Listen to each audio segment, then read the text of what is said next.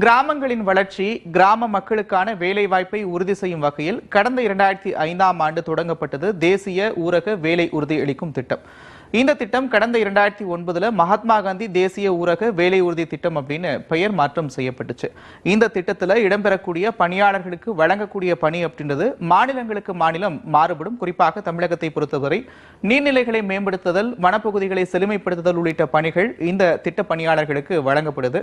குறிப்பாக இந்த திட்டத்தை பொறுத்தவரை இந்த திட்டத்தில் இடம்பெறக்கூடிய பணியாளர்களுக்கு 100 நாட்கள் வேலை வழங்க வேண்டியது கட்டாயம். ஆனால் கடந்த 5 ஆண்டுகளில் இல்லாத அளவிற்கு இந்த 100 நாள் வேலை திட்டத்தில் வேலை நாட்களுடைய எண்ணிக்கை அப்படின்றது சரிவை கண்டிருக்கு. குறிப்பாக 2020-2021ஆம் நிதியாண்டில் சராசரியாக ஒரு குடும்பத்திற்கு 51 நாட்கள் மட்டுமே வேலை வழங்கப்பட்டிருக்கிறது. இதுவே 2021-2022ஆம் நிதியாண்டில் 50 நாட்கள் மட்டுமே ஒரு குடும்பத்திற்கு